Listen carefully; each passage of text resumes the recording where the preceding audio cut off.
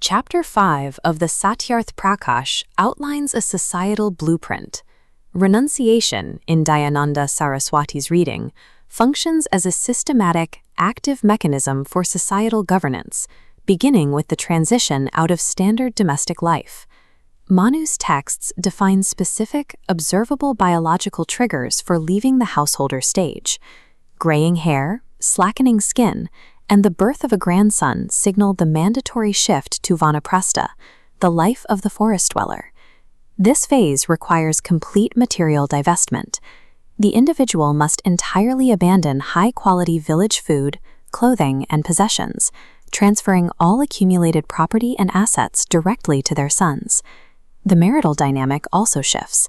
The practitioner must either leave his wife under the care of those sons in the village in the forest, or she must accompany him into the forest to share the severe austerity. The physical relocation process is rigid. The individual takes the sacred Agnihotra fire, completely exits the village infrastructure, and establishes a new residence in the forest under strict sensory control. The transition to Vanaprastha functions as a calculated physical severing of material dependencies. It strips away the comforts of the householder stage to prepare the mind for broader, unbiased societal duty. Once in the forest, sustenance is limited to wild grains, roots, and fruits.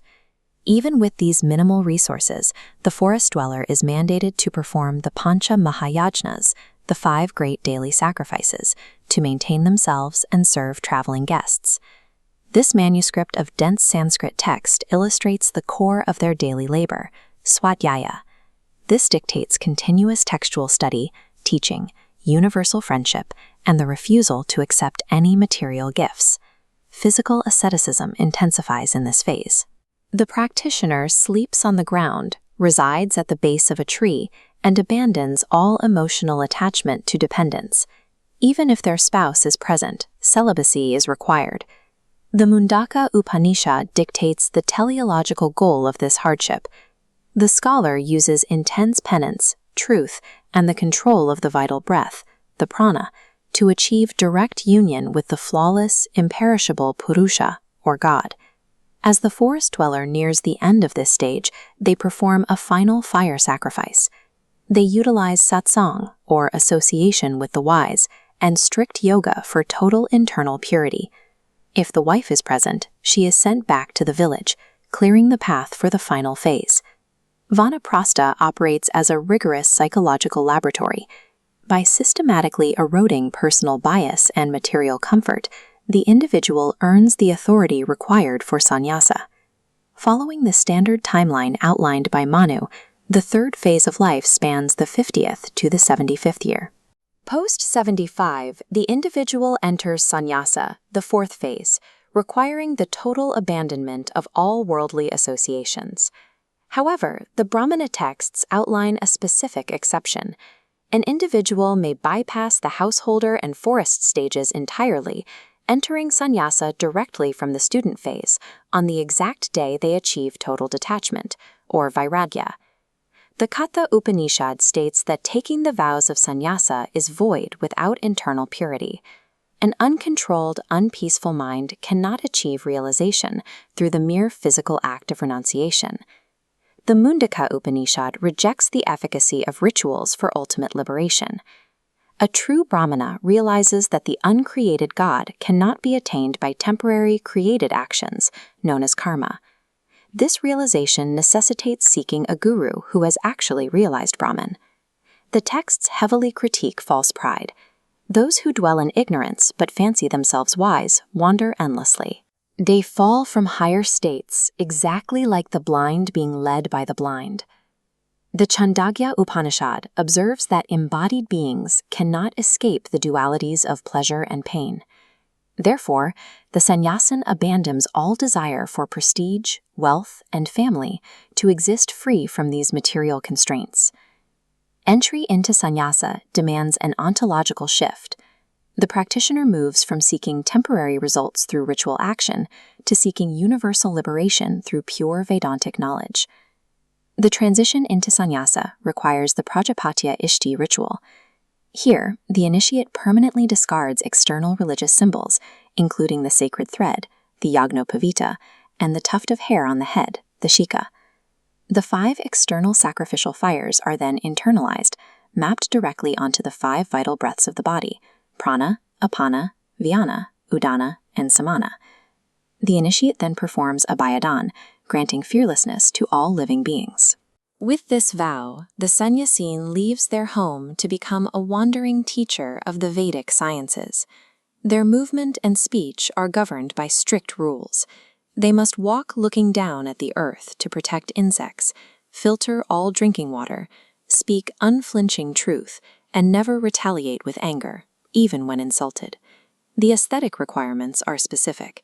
The sannyasine must shave their head, beard, and nails. They carry a specific wooden staff and vessel, and wear simple saffron-colored garments, maintaining the total independence seen in this portrait of Dayananda's reformist ideal. Yet Manu provides a critical axiom. Wearing saffron robes or carrying a staff does not constitute dharma. True dharma is defined entirely by the active educational upliftment of humanity. The text uses a specific analogy to hammer this home. A clearing nut purifies muddy water only through the physical friction of grinding it in. Merely speaking the name of the nut does nothing to clean the water. The physical aesthetic of the sannyasin is purely functional. True renunciation is proven exclusively by active educational labor, not by wearing a symbolic uniform. To maintain mental clarity, the sannyasin employs physical breath control. They are mandated to perform a minimum of 3 pranayamas daily, paired with the syllable Om and the 7 vyaritis. This breathwork drives an internal purification mechanic. Pranayama destroys physical defects. Dharana burns away sin. Pratyahara severs negative associations. And dhyana destroys ignorance, exactly like intense heat burning impurities out of metal. This chart details the 10-fold dharma. This is the mandatory operating system for all 4 ashramas, but it is explicitly taught and enforced across society by the sannyasins. The first 4 components are Dhriti, unwavering patience; Kshama, the tolerance of dualities; Dhamma, the suppression of unrighteous desires; and Asteya, the total abandonment of theft and fraud. The next 3 dictate action. Shaucha requires internal and external purity. Indriya Nigraha forces the senses towards righteous acts. D demands the cultivation of intellect and the abandonment of intoxicants. The final 3 complete the structure. Vidya is the exact knowledge of all entities. Satya aligns thought, word, and deed with reality. And Akrodha replaces anger with deep tranquility. These 10 points form a highly specific, enforceable moral code that the sannyasin must install into the broader society. Dayananda addresses a crucial question regarding who is allowed to take sannyasa. He explicitly defines a brahmana not as a birth caste, but strictly as any fully learned, righteous, and philanthropic individual. He defends the necessity of this role using an anatomical analogy.